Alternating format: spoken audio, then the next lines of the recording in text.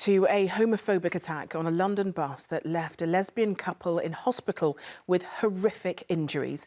The pair were minding their own business on the top deck when a group of men began abusing them before physically assaulting them. The picture of their injuries stunned Londoners today, and this afternoon 4 teenagers have been arrested. Ria Chatterjee's report begins with that image of their injuries. This picture is shocking. On a London night bus, 2 women, a couple, were attacked suddenly, they say, by a group of men. We must have kissed or hugged or something like that, because right away they saw that we were together. So they came after us, they surrounded us and started saying like really aggressive stuff, things about sexual positions, lesbians, and claiming that we should kiss so they could watch us. They started throwing us coins. The next thing I know is that Chris is in the middle of the bus and they are punching her. So I immediately went there, just, by impulse. I didn't think about it. And I tried to pull her out of there, so they started punching me. Melania and Chris's experience has compelled many gay women to share their everyday experiences of homophobia and misogyny. So in this case you have a group of men that are goading and sexually harassing, and that's linked to violence. And so when the response isn't what they want, then of course the response turns to violence. And government research has recently shown that I think it's around 2/3 of same-sex couples avoid holding hands in public for fear of violent reaction from others. Melania and Chris were both taken to hospital to treat facial injuries. Melania says she's faced verbal violence because of her sexuality, but never been physically attacked. The police have made 4 arrests. Ria Chatterjee, ITV News. Even the Prime Minister was shocked by the attack. Theresa May has called it sickening and said we must do more to eradicate violence towards the LGBT community. Well, joining me now is journalist Sophie Wilkinson and the author Amelia Abraham. Thank you both for coming in to talk to us. Sophie, I'll start with you. What was your reaction this morning when you saw that picture? I was absolutely horrified.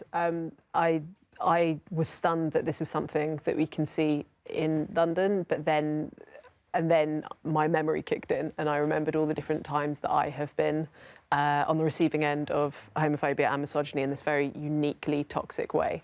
And so what sort of examples can you give of that? I've had, me and my girlfriend, we've had a man try and kind of ask if he can take both of us home, and when we said no, he's called us all sorts of names which I can't say on live TV at the moment.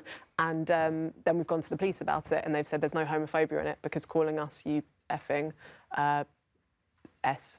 So basically, yeah, but we get the idea. We do get the idea. There's no homophobia in that because they haven't said anything explicitly homophobic, although the intent there seems homophobic. I think, Amelia, for a lot of people watching who haven't had such experiences such as Sophie, this does come as quite surprising, but did it surprise you at all this morning? It didn't surprise me, but my own response kind of surprised me. I actually cried when I saw the news story, and I think that's because of the shock and the fear, but also because it does tap into your own experiences. Yeah. I'm very lucky and privileged in that nothing this violent or horrific has ever happened to me personally, but it has happened to my friends who are LGBTQ+, and I have been on the receiving end of comments and looks. And so do either of you feel fearful as you're travelling around London, you with your girlfriend, for instance, Sophie, or you, Amelia, do you ever feel unsafe? I mean, we're both middle class, we're both in the media. We know that if anything did happen to us, like, we would be able to kind of hold people accountable. It's fantastic there have been arrests already. But I know that I can't walk hand in hand with my girlfriend around London. I simply can't do that. And how about you, Amelia? It depends where I am.